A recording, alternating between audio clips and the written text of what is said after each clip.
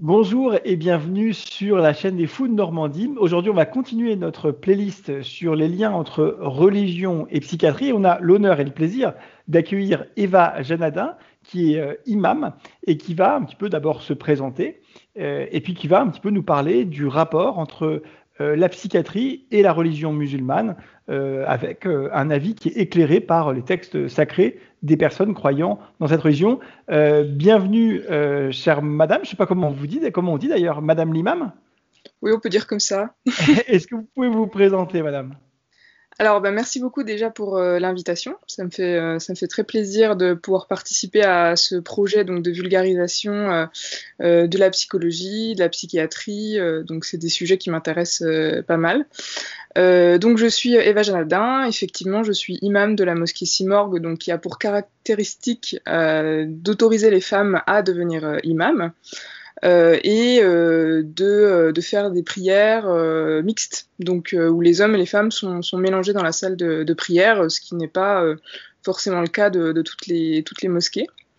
J'ai également cofondé deux associations, l'association pour la renaissance de l'islam moutazilite, qui est un courant théologique rationaliste de l'islam, et j'ai également cofondé une autre association qui s'appelle les Voix d'un islam éclairé, donc ces dernières années, en 2018, et la mosquée Simorgue a ouvert en 2019. Donc voilà, on est toujours dans cette lancée-là et on essaye de faire au mieux malgré les circonstances actuelles du Covid. Ouais, bah, écoutez, félicitations. Alors, la question, moi d'abord, que je voudrais vous poser, c'est est-ce que en islam, est-ce que dans les textes sacrés de l'islam, et donc si j'ai bien compris, c'est surtout le Coran, est-ce que on parle de psychiatrie? Est-ce qu'il est évoqué les problèmes de santé mentale ou pas du tout? Alors, il faut déjà, je dirais, distinguer, il y a deux types de sources, il y a deux grands types de sources en islam. Il y a le Coran d'un côté, donc qui est considéré comme révélation divine en islam, et de l'autre, il y a ce qu'on appelle la sunna, c'est-à-dire l'ensemble des paroles qui sont attribuées au prophète et des faits et gestes du prophète. Donc on a ces deux grandes sources-là. Alors, le Coran n'aborde pas directement la question de la santé mentale. Par contre, la sunna l'aborde à plusieurs reprises. Ah.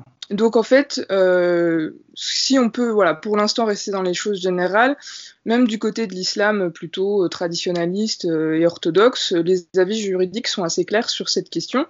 Oui, les croyants musulmans ont bien entendu le droit, voire je dirais presque le devoir, de consulter un médecin, et y compris un psychologue ou un psychiatre, puisque en fait ça rentre dans le cadre général du traitement des maladies.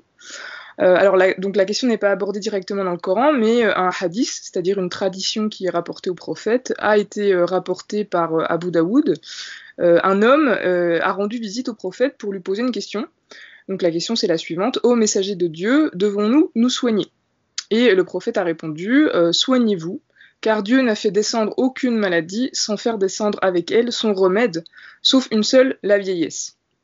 Donc de manière générale, l'islam préconise justement de garantir coûte que coûte la santé humaine et de sacraliser la vie, qui doit passer avant tout, y compris avant l'exercice des rites de l'islam. Et on l'a vu aussi dans le cadre du Covid, où de manière générale, beaucoup de croyants ont montré que la vie primait sur les rituels religieux, en suivant majoritairement les règles sanitaires, et ça prend en compte aussi la santé mentale.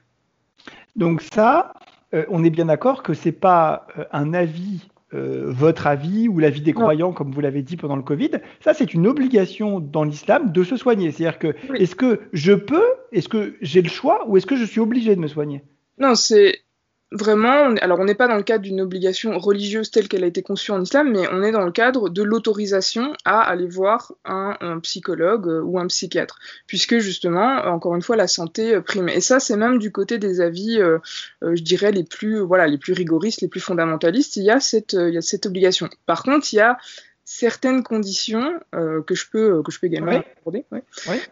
Donc en fait, il y a certaines conditions, c'est quel type de traitement pour se soigner Ouais. psychologiquement. Donc là, il va y avoir des avis un petit peu différents. Par exemple, certains avis rigoristes plutôt d'obédience wahhabite vont interdire certaines façons de soigner les maladies psychologiques et les troubles nerveux, comme par exemple l'hypnose ou également la méthode freudienne. Donc la psychanalyse au sens freudien du terme.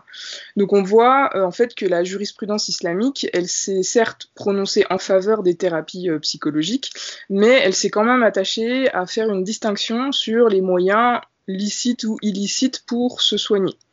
Donc du côté de l'hypnose par exemple, c'est rejeté par les avis les plus rigoristes parce que c'est assimilé à des tentatives de manipulation, de contrôle sur les individus. Donc ça c'est l'interprétation en tout cas qui ressort.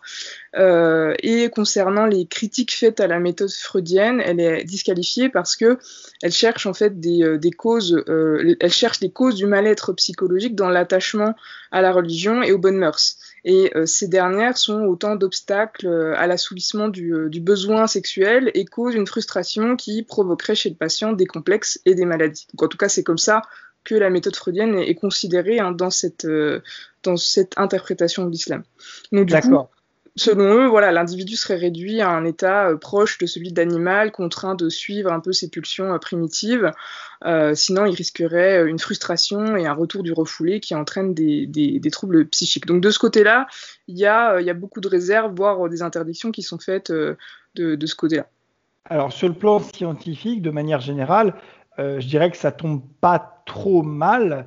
Alors pas forcément pour les raisons qui sont forcément expliquées par ces personnes-là, mais effectivement, de toute façon, tant la psychanalyse que l'hypnose ont une part, en tout cas sur le plan scientifique et des recommandations scientifiques, extrêmement marginale dans la prise en charge des patients. Donc à la limite, c'est quelque chose qui, à mon avis, n'empêche pas 99,99% des soins en psychiatrie. Donc à la limite, ok, donc ça, il faut le savoir. Ok.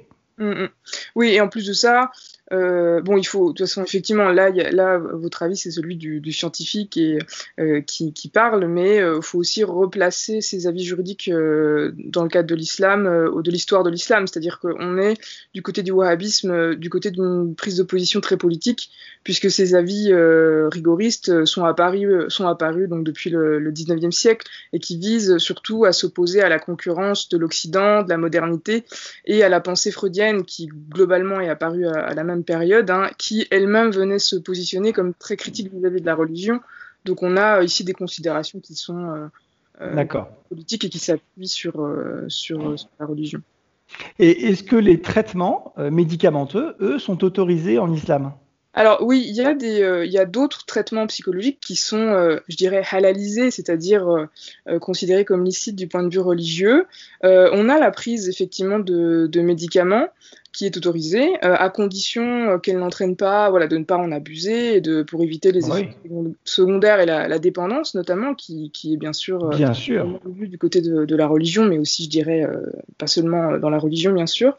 On a aussi toutes les thérapies cognitivo-comportementales, les TCC, qui sont perçues comme étant possibles, parce que notamment elles s'attaquent aux symptômes et pas aux causes. Donc de la psychothérapie comportementale de manière générale est autorisée. Tout ce qui est autogestion du stress, les techniques de relaxation, également les traitements médicamenteux. D'accord. Donc, en fait, l'essentiel de ce qui est proposé aux patients en psychiatrie et en psychologie est tout à fait, comme vous dites, halal, autorisé par la loi musulmane. Et comme vous dites, quel que soit le niveau de, entre guillemets, rigorisme, c'est ça, c'est le terme que vous employez ? Oui, c'est-à-dire que là, j'ai vraiment regardé les avis, entre guillemets, effectivement, les plus rigoristes. Donc là, on n'est pas dans des avis qui sont marginaux, progressistes. Là, au contraire, on est vraiment dans une conception assez rigoriste de l'islam. D'accord. Est-ce que il y a dans les textes sacrés musulmans, est-ce qu'il y a une culpabilisation des personnes qui souffrent de problèmes psychiques ou psychiatriques ? Alors non, pas tellement en fait. Il n'y a pas de culpabilisation qui ressort. C'est quelque chose qui est globalement accepté. Par contre, je dirais qu'il y a d'autres nuances aussi à faire sur cette autorisation générale d'aller consulter un psychologue et sur la question de la maladie mentale. Il y a aussi une distinction qui est faite de quelle maladie on parle. C'est-à-dire, selon les avis juridiques, il existe des maladies qui ne relèvent que de la psychologie, donc des maladies comme la dépression par exemple, là où il n'y a pas encore une fois de culpabilisation de ce côté-là. Mais il y a d'autres maladies mentales qui relèvent, selon ses avis, de l'influence du démon et de la sorcellerie, donc qui sont associées en fait à une baisse de foi, à le fait de commettre des péchés, de s'affranchir des obligations religieuses. Et là, on a une autre perception, en fait, pour le coup, de la santé mentale. Et dans ce cas, il n'est pas recommandé de faire appel à un psychologue, mais plutôt à d'autres techniques comme l'exorcisme. En fait, on peut aussi parler de cette question, puisque à mon avis, ça rentre aussi dans le sujet. Oui, donc, l'exorcisme, en arabe, c'est el-ruqaya, qui est censé, donc, là, intervenir pour enlever l'influence du démon. Donc, la vision de la psychologie, finalement, elle a, à ce niveau de réflexion, elle est assez complexe, puisque pour des symptômes semblables à un mal-être psychologique, donc le doute, l'angoisse, la tristesse, le désespoir, pour se donner le droit de consulter un psychologue, il faudrait en amont être presque sûr de diagnostiquer la cause de ces symptômes. Donc soit c'est une maladie psychologique, et là il n'y a aucun souci pour aller se faire soigner, soit c'est parfois assimilé au fait de commettre des péchés. Donc là, on a des choses qui viennent se télescoper un petit peu, et qui brouillent aussi un petit peu les pistes entre ce qui relève de la spiritualité, de la psychologie. Donc ces questions-là sont assez complexes à ce niveau-là. D'accord. Mais alors du coup, mettons-nous dans la situation la plus délicate. Quelqu'un qui a des symptômes et pour lequel il n'a pas encore de diagnostic, c'est-à-dire qu'il n'a pas encore vu son médecin, est-ce que la personne croyante, musulmane, elle doit d'abord se référer à son imam pour lui demander la permission d'aller voir le médecin ou pas? Comment ça se passe? Alors, il n'y a pas, là, dans ce niveau de détail, il n'y a pas d'avis très très clair là-dessus, il n'y a pas de consensus ou quoi que ce soit. Mais effectivement, en fait, la question est très bien posée, c'est-à-dire que c'est là où il y a un petit peu un flou, c'est à partir de quel moment on peut savoir si on souffre vraiment d'une maladie psychologique ou si la spiritualité suffira à résoudre ces problèmes. Et aujourd'hui, il y a justement pas mal de soucis à ce niveau-là, puisque beaucoup par exemple, là, si je prends le rôle des imams, les imams sont très souvent sollicités pour des conseils spirituels, mais aussi des conseils psychologiques. Et il est très difficile, quand on est imam et qu'on n'a aucune formation en psychologie, de pouvoir faire la distinction entre ce qui relève que de questionnements liés à la foi, ou au contraire, ce qui relève plutôt d'un vrai mal-être psychologique, que là, l'imam n'est pas capable, en fait, de soigner, puisque c'est pas son rôle et c'est pas son métier. Et donc c'est très compliqué de faire la distinction à ce niveau-là. Et c'est pour ça, on en revient à la formation des imams. Il faudrait justement apprendre à les former à ce niveau-là pour être capable de déceler ce qui relève vraiment d'une maladie mentale. Alors, je vais vous poser la question autrement. Si, admettons, une personne musulmane va voir son médecin avant d'aller voir l'imam, et que le médecin dit il y a un problème psychologique, ou que le psychologue dit qu'il y a un problème psychologique, s'il va voir son imam, est-ce que l'imam va se ranger derrière l'avis du médecin ou pas forcément? Si, la plupart du temps, l'imam va se ranger, à mon avis, du côté de l'avis du médecin, puisque, encore une fois, à partir du moment où le médecin est considéré comme compétent, qu'il n'y a pas de soucis là-dedans, en général, on va se ranger du côté de l'avis du médecin. Sauf si y a une tentative de régler ces maux psychologiques à travers la méthode freudienne, en tout cas du côté d'une interprétation plus rigoureuse. D'accord, mais ça c'est pas forcément un problème du coup sur le plan pratique. Ok, donc ça veut dire qu'il n'est pas illicite en islam de se dire je vais d'abord, si je suis musulman, je suis pas en faute si je vais d'abord voir le médecin pour avoir un avis et qu'ensuite je vais voir l'imam pour lui donner l'avis du médecin. Ça, il n'y a pas de souci là-dessus de manière générale. D'accord. Bon. Oui, donc c'est quand même finalement assez simple et c'est assez pragmatique. Donc finalement, il y a vraiment dans votre religion aucun frein aux soins psychiatriques courants, au diagnostic et aux thérapeutiques. Non, il y a vraiment il y a pas de frein majeur à ce niveau-là.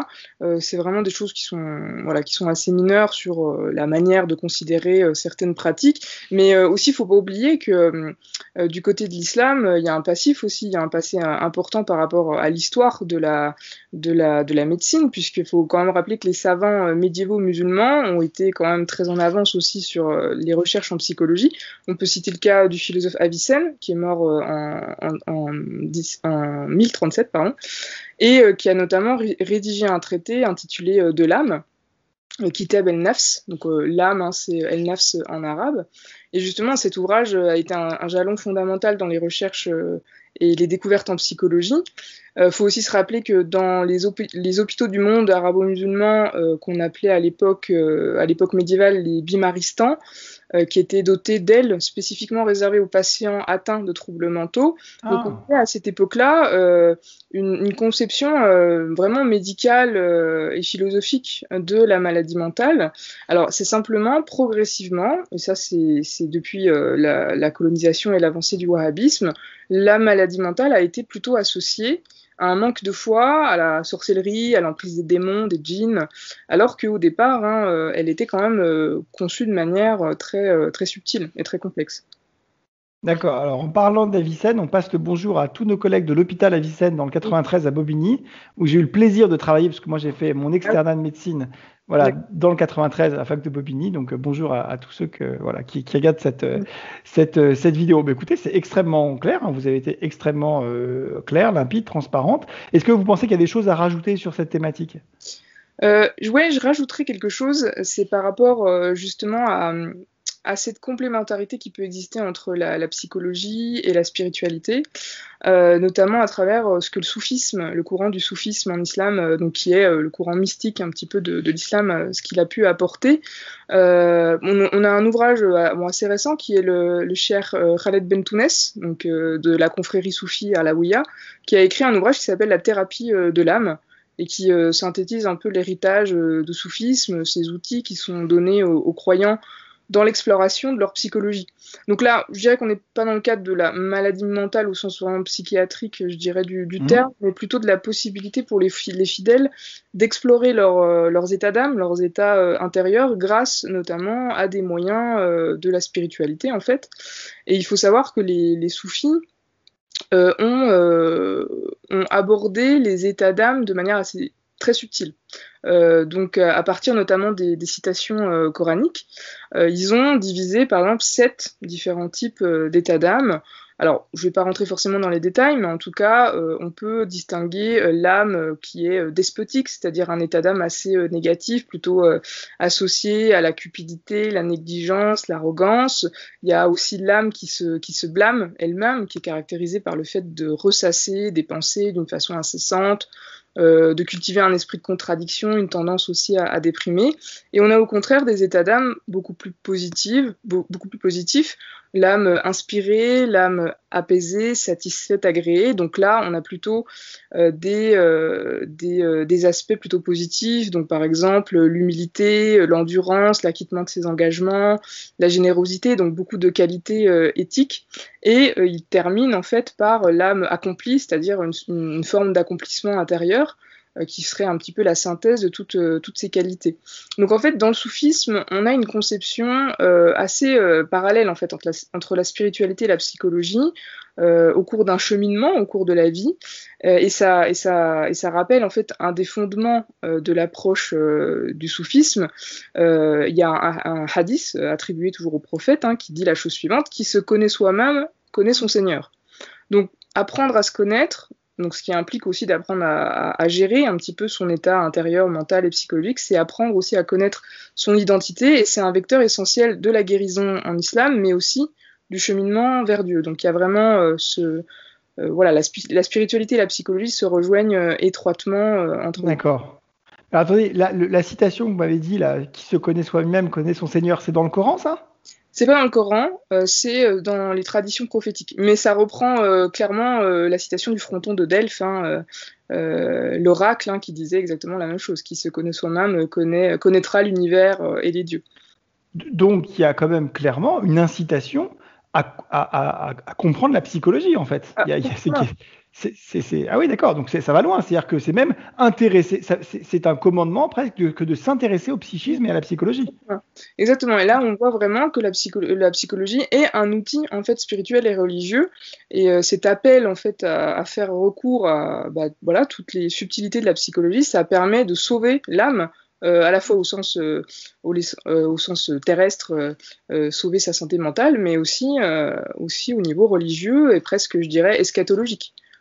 D'accord, donc c'est vraiment tout sauf une contre-indication à s'intéresser au psychisme et à la santé mentale, c'est vraiment l'exact opposé. Ouais, c'est ça. Ça fait partie vraiment du cheminement religieux. D'accord. Bon, bah écoutez, merci infiniment. Vraiment, c'était vraiment très clair et très, très intéressant. Et puis, bah écoutez, j'espère une prochaine fois. Est-ce que vous avez un petit dernier mot à nous dire? Ben non, merci beaucoup de m'avoir donné l'opportunité justement de m'intéresser à ces questions. Enfin, j'avais déjà abordé ces questionnements et en plus de ça, en tant qu'imam, comme je vous l'ai dit, j'ai pas mal de sollicitations de ce côté-là. Donc ouais, c'est très intéressant et je pense qu'il faudrait approfondir aussi ces liens entre la psychologie et la spiritualité parce que très souvent, ça se rejoint. Bah, écoutez, moi, ça sera avec vraiment un grand plaisir. Donc, D'accord. merci encore une fois. Et puis, à très bientôt sur la chaîne Food Normandie. À très bientôt. Merci beaucoup. Au revoir.